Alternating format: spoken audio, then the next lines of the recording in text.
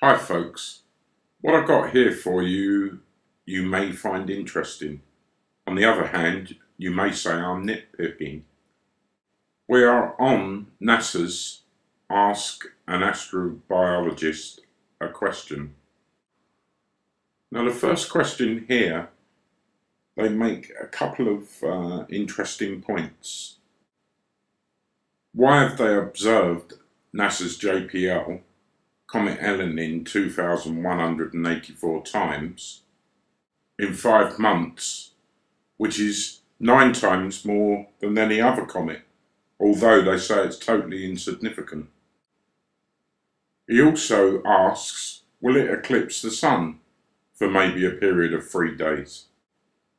Which David Morrison, NASA's astrobiologist, senior scientist, replies, neither NASA nor JPL are in the business of observing comets. Well, that's strange, because I thought it was NASA's Don Yeoman's speciality. He goes on further to say that comet Elenin has had so much publicity, that's why it has been observed so many times. I'd like to know what publicity. He then goes on to say that the idea that Elenin could block the sun is really silly. How could a 3 to 5 kilometre object block the sun? And if it got between the Earth and the sun, which he states, which it won't, in brackets, I can make such a statement, I don't know, since NASA, numerous occasions, have stated they do not know the size of Elenin. Yet David Morrison seems to know. Wow, well done. And on my understanding from NASA's Jet Propulsion Lab, on the 26th of September, it passes smack between the Earth and the Sun, on or very close to the ecliptical plane. According to him, we're just all crazy conspiracists. The questioner here makes some good points. Why are there fake pictures circulating of Elenin? Probably because NASA haven't bothered to take any, or at least release them to us, if they have.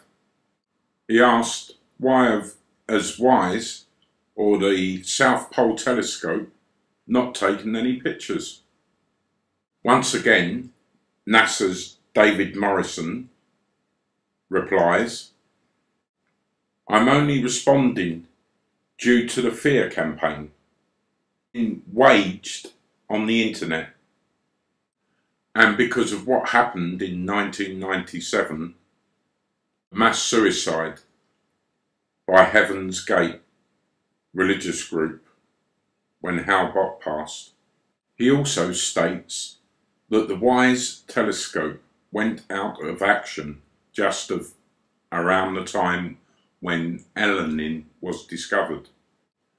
And he goes on to say the NSF telescope at the South Pole has been in 5 months of continuous daylight since Elenin's discovery, and intentionally making up stories to frighten gullible people is the only reason he's answering these questions. He says, shame on them. And now let's take a look at the schedule of the daylight and nighttime hours at the South Pole.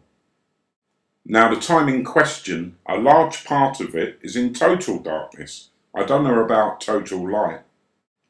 As was stated by David Morrison very clearly, the only reason there's scaremongering on the net is because there's no mainstream news. There's no news coming out of NASA. You've left everyone in the dark. Everyone has to guess. Everyone has to make their own calculations. The powers that be cannot be trusted. It's quite simple. So, David Morrison, I can only say Shame on you. Thank you for watching this video, and please stay safe. If I sound annoyed, it's because I am.